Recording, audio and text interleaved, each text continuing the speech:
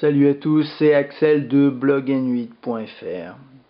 Comme vous le voyez, j'ai avec moi le Nokia N8 prototype dont vous avez pu voir les photos sur blogn8.fr il y a quelques temps. Donc c'est un prototype encore, toutefois il y a certaines fonctionnalités qui seront valables, qui seront définitives, donc on vous présentera par la suite. Là, cette vidéo, c'est vraiment encore une fois une présentation, mais cette fois maison, du form factor, du design du Nokia N8. Donc là, dans sa version verte, qui est, je trouve personnellement pas la version qui le met le plus en valeur, mais c'est celle-là qui a été choisie comme étant celle présentée en tant que prototype. Donc bon. Alors, pour commencer, je sais même pas par où commencer. De toute façon, vous le connaissez très bien ce téléphone, mais on va quand même le regarder. Écran 3.5 pouces, capacitif multitouch. Donc en façade, on va faire un petit tour. Donc on a le grand écran ici, 3.5 avec les différents capteurs sur le dessus, avec la visio également, l'écriture N8, l'écriture Nokia ici. Donc on a pas mal de bandes noires autour, mais ça, bon, voilà, comme ça, et sur le dessous. Ensuite, par ici, on a le bouton de menu. Alors le bouton de menu, je sais pas, j'ai pas encore réellement utilisé le téléphone de façon approfondie. Le bouton de menu, il est en fait sur une pente, enfin sur une pente, ça descend un petit peu, voilà. Et en fait, il y a tout ce contour là. Pour l'instant, je trouve quand même que ce bouton est pas super bien pensé. Bon, c'est qu'un bouton, hein, mais quand même. Parce que d'un il est sur une pente et de deux le doigt a tendance à buter peut-être sur le rebord ici là, le relief, donc c'est pas idéal. Bon, maintenant bien sûr que c'est utilisable, hein, c'est juste faut être un petit peu tatillon. Donc il y a ça. Ensuite en façade c'est tout, donc on va commencer par le haut et puis après on va parler de la sensation en main, etc. Donc le bouton power on off, le cache pour l'HDMI et le jack 3.5, donc qui fait aussi sortie AV. Au niveau de l'HDMI, c'est du mini HDMI. Je vais pas l'ouvrir parce qu'on verrait le numéro IMEI qui est en fait imprimé à cet endroit là, donc je sais pas si ce sera aussi dans le commerce comme ça, mais c'est pas forcément enfin c'est plutôt pratique, je trouve. Sur le côté gauche, on a les deux caches, donc cache carte SIM et micro SD, on va regarder. Alors, comme le soulignait Cambo, je crois, dans un article, en fait, faut d'abord ouvrir la partie quoi d'ailleurs, ça c'est la partie micro SD, pour ensuite essayer d'ouvrir l'autre partie. Il faut avoir des ongles et j'ai pas. Voilà, c'est bon. Donc voilà. Donc faut d'abord ouvrir la partie gauche pour ensuite accéder à la partie droite. Bon, c'est un détail, hein. Donc ça c'est pas mal. Micro SD en hot swap. Et pareil pour la carte SIM, il me semble d'ailleurs. Donc ça signifie qu'en gros vous n'avez pas besoin d'éteindre votre téléphone pour changer la carte SIM ou la micro SD. Donc ça c'est pas mal. Pour refermer, on commence par la droite. Bon, ensuite ici, voilà.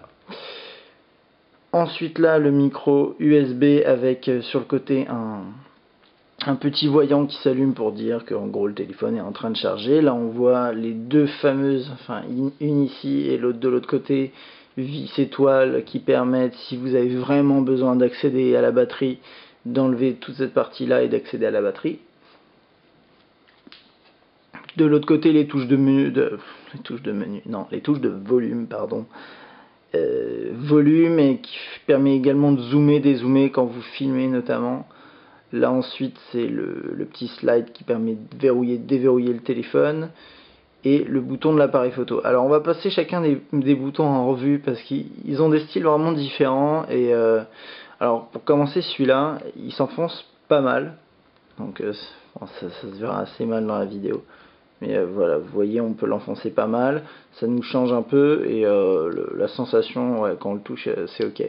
Celui-là, alors, pour ceux qui connaissent le N97 ou même certains autres Nokia, Nokia de temps en temps change, le met à gauche, le met à droite.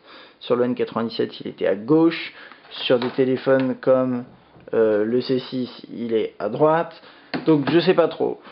Donc en gros, sur le N97, il fallait utiliser ce doigt-là, ou ce doigt-là, bon, plutôt ce doigt-là. Là, ça va être le pouce, donc comme ça.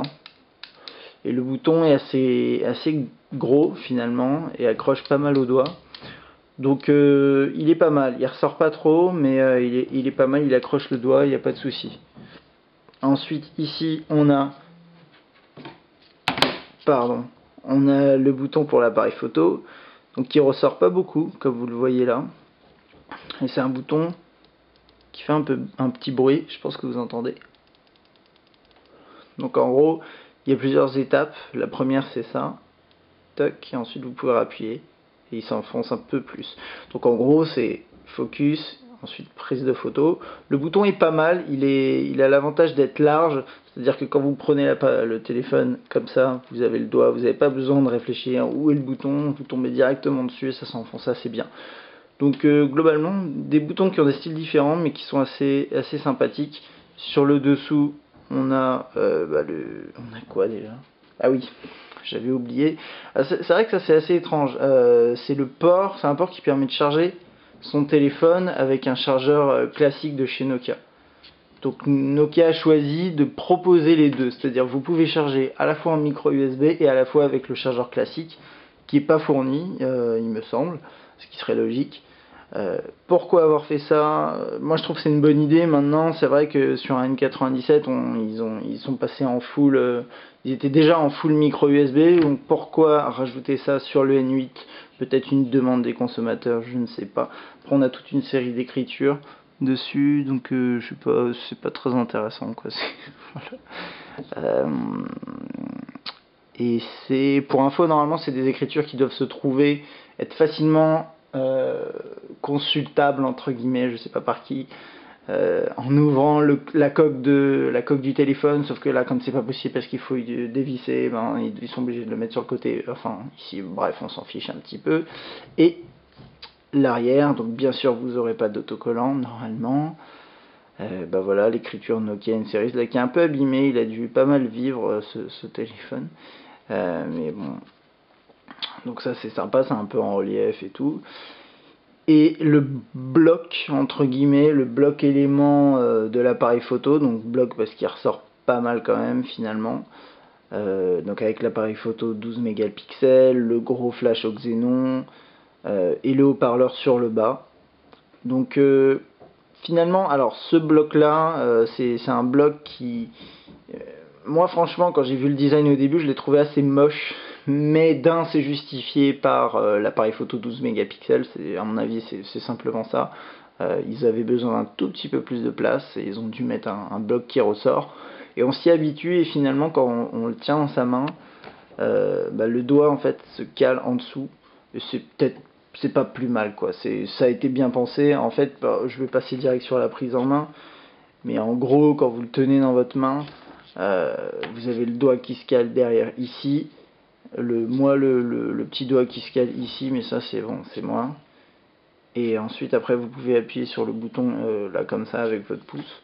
Donc ça se passe assez bien. Ce qui est vachement sympa c'est que, alors il n'est pas très large, donc ça justifie, voilà, on n'a pas un écran 4 pouces par exemple comme certains téléphones qui sont en train de sortir. On a un écran un tout petit peu plus petit, moins large en tout cas, mais niveau prise en main, moi je trouve qu'il est parfait. Il tient très très bien, les contours ici sont arrondis, donc épousent bien la forme de la main, et ça on en avait déjà parlé dans notre première prise en main. Comme il est tout en métal, en aluminium, vraiment on a l'impression de... Voilà, c'est un truc solide, c'est pas comme... voilà, je vais encore le comparer à un N97. Le N97 il tenait bien en main, mais il était en plastique, il est toujours en plastique, et du coup ça fait que finalement la sensation en main est bien meilleure je trouve avec le N8. Donc voilà pour cette petite prise en main, et on va continuer par la suite avec autre chose.